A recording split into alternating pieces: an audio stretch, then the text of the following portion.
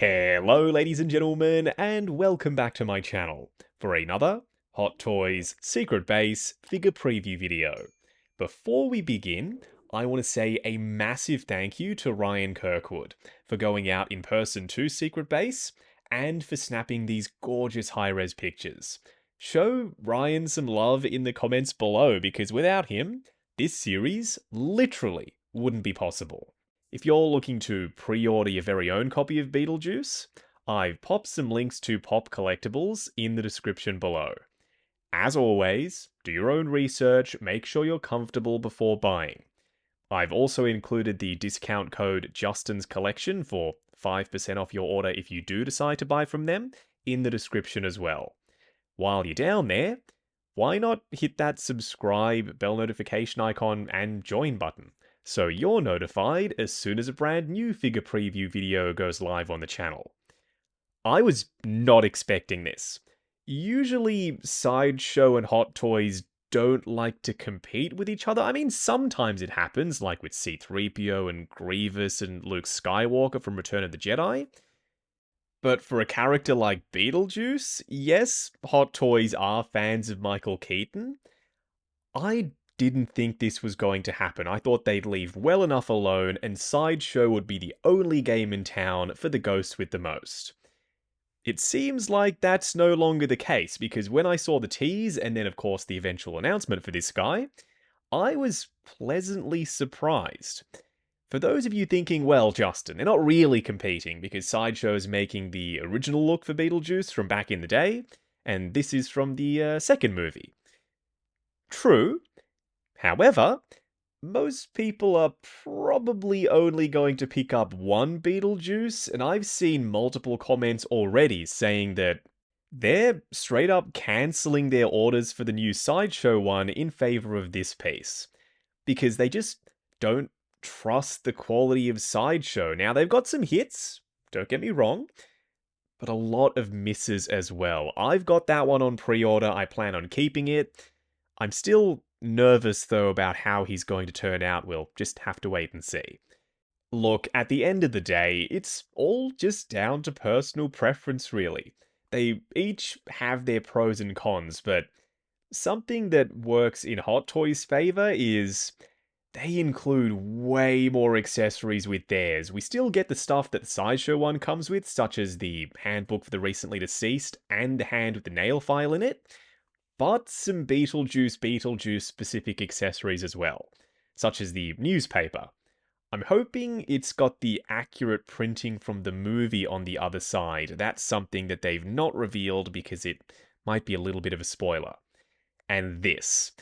The Tombstone. I ranted and raved in my retro review for the 1.0 Beetlejuice Sideshow custom piece that this was super hard to find because Sideshow made the Tombstone back in the day. But it sold out and now it's really expensive on the aftermarket. Luckily, with the deluxe version of Hot Toys Beetlejuice, we get a second chance at getting the Tombstone. While it's not perfect looking, it's a little bit shiny. It's got this signature Hot Toys vinyl PVC sheen about it. I'm not going to sit here and complain that we're getting this, because just as a background piece behind Beetlejuice, I don't mind if I do. I've been waiting ages to get a chance at acquiring this 1/6 scale Tombstone. Maybe a spritz of Mr. Hobby matte spray over the top can dull it down a little.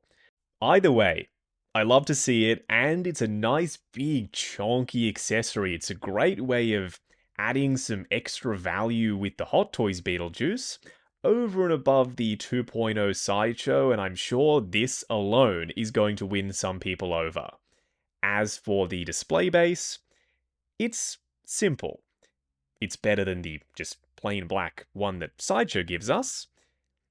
But seeing as though the movie has such a wealth of iconic imagery to pull from to use as artwork for the base, I would have preferred something a little bit more exciting.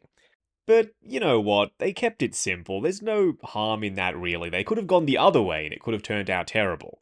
Plus, you can take off the striped image on the base, and underneath it, is another print. It's meant to look like the grass surrounding the tombstone. Ooh, now this is interesting. Ignore the blue tack. What I'm focusing on is, it seems like in the second movie, Beetlejuice no longer tucks the ends of his trousers into the tops of his boots. But can you do that if you want to? Are the boots actually sculpted all the way up over his ankles underneath the trousers? I intend to find out because I prefer the look with the trousers inside of the boots, so if it's possible, I'm 100% going to do that with my Hot Toys Beetlejuice. Let's talk about Beetlejuice's feral, disgusting-looking striped suit. The Sideshow one is relatively clean in comparison to this, and if you think that they've taken an airbrush to this, or some weathering powders, or they've painted the fabric, you wouldn't be alone in thinking that, because that's how I thought they did it. But under closer inspection, thanks to Ryan's super high-res pictures, that's not the case. The dirt that you're seeing on the fabric isn't actually dirt or paint at all. It's part of the print on the surface of the material. It's just like how they do any other kind of print on fabric for patterns and logos and whatnot. Along with the stripes, they printed the dirt over the top of the white material, and it looks great. From a distance. Up close, you can see the pixelation. That's a dead giveaway that it has been printed. From normal viewing distance, no problem with me. If this is their way of giving us weathered fabrics in the future, this is how they've cracked the code on doing that, just printing it on the surface, frickin' go for it. They've shied away from weathering fabric outfits in the past due to how difficult it is to maintain that quality level at a mass production scale. Weathering fabric by spraying it with paint? It's never going to look identical from piece of fabric to piece of fabric in the factory. There's going to be variation. Unless you print it, which is what they did for this Beetlejuice. Unfortunately, while this guy is a banger, I've still got one complaint. It's the way they've done the hands. And it's not just the hands, it's the forearms. They should have done seamless forearms with this piece because his shirt cuffs flare out, so you're always going to see those wrist pegs. At least he has the watches on. But why do the hands look the way they do? They're so shiny and waxy and glossy. There's a distinct lack of skin texture and detail. Right now, the way these prototype hands have been painted, the Sideshow hands look better than these do. In fact, the 1.0 Sideshow hands are superior to these. Okay, let's go back to some positives, because this head sculpt is creepy.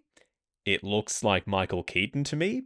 It's got moving eyes and real artisan quality wool hair.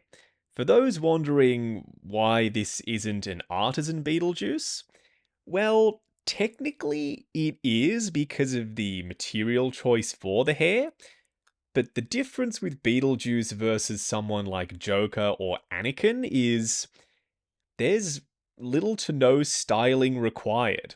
His hair is a downright mess. It's shaggy, it's moppy, it's absolutely everywhere. So they can do some light styling to it at the factory, but they don't have to get their artisan team to sit down and hand style every single one of these before popping them in the box, because if the hair is a little bit messy, that's okay for Beetlejuice. You want it to look like this, all kinds of crazy. Speaking of all kinds of crazy, I adore this head sculpt. The eyes popping out, his tongue sticking out, it's absolutely massive. It's a very exaggerated expression. It's not going to be for everyone, but it's super Tim Burton-esque. And now that I'm going to have 3 Beetlejuice figures in the collection, it's also only fitting that I'm going to have 3 because you have to say his name 3 times to summon him anyway. I'm going to use this head sculpt, probably on the Sideshow 1.0. Then I'll have the Sideshow 2.0 as my young Beetlejuice, and this one as Beetlejuice from the second movie.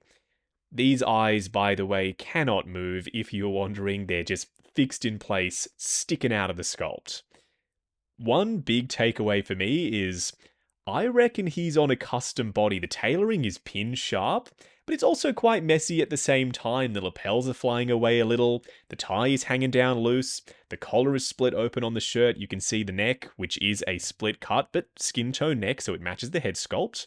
And he's got the round Beetlejuice pot belly gut, which absolutely should be there, so I'm glad it is.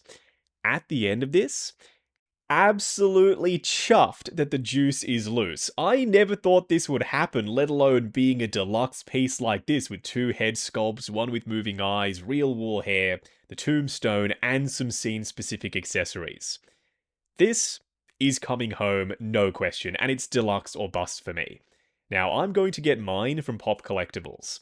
I've popped a link to their site in the description below, along with the discount code Justin's Collection, for 5% off your order if you do decide to buy from them. As always, do your own research, make sure you're comfortable before buying. If you're heading down there, why not hit that subscribe, bell notification icon, and join button, if you like the sound of seeing your name in the end credits of my reviews. Like, comment, and subscribe. We'll catch you in the next video.